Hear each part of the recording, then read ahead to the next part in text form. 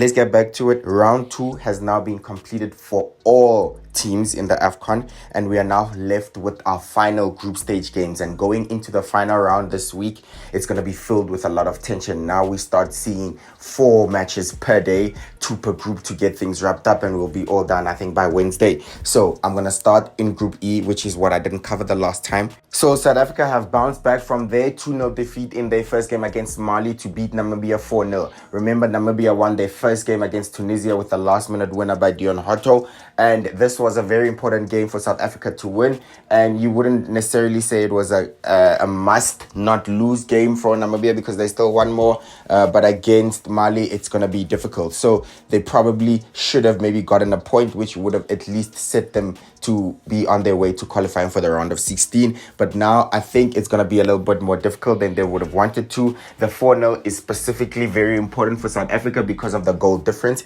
And we know that there will be 4 teams that finish third that may qualify based on the league of their own with other third-placed finished teams. Okay, so it was a very important game for South Africa to win, a lot of pressure, and they did well. Percy Tau, who missed the penalty in the first game, which would have led to South Africa taking the lead, probably changed the game, stepped up again for another penalty, and this time tucked it away. Cool, calm, and collected after that pressure shows the mindset of these players, the best African-based player on the continent. And Zwane put in a tremendous performance as well with 2 goals to wrap up some brilliant goals that we saw yesterday, to be honest. Yeah, Zwane's goals were absolute class, absolute quality, and I think that was essentially the difference with the Namibia team. I think the lack of quality in their squad as a whole just proved to be a little bit costly, because with how they started their game, they should have taken the lead. Shaulile missed some good opportunities to score, really should have tucked it away, because that changes the whole game. They really started very aggressive, high pressed, long balls, causing problem for the defense.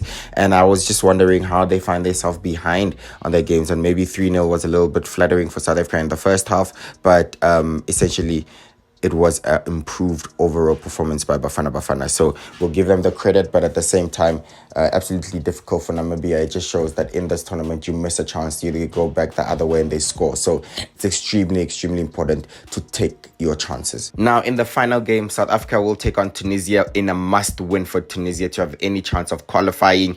And for South Africa, basically a must-not-lose. Then I think South Africa will be...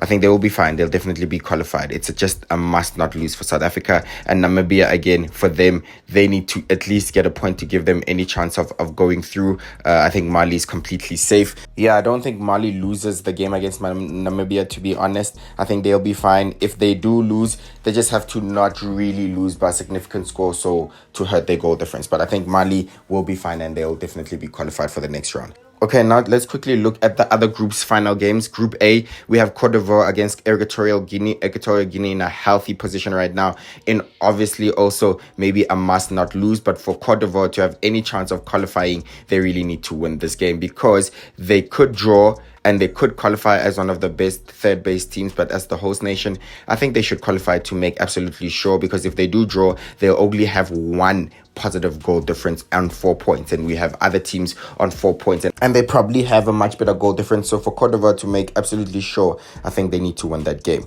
Now, moving on to Nigeria and Guinea-Bissau, I think Nigeria are completely safe, and really that's only safe because I do not believe they lose this game. A point will at minimum be enough to see them through.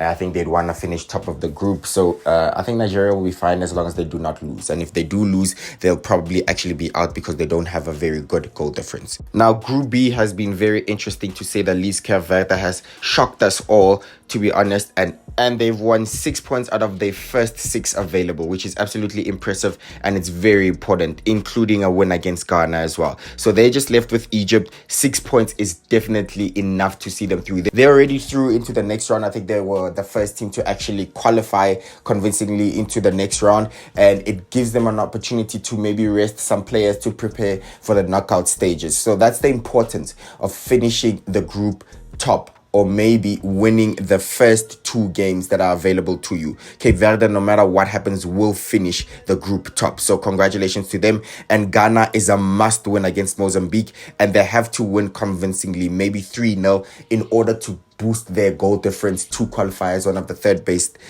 place teams.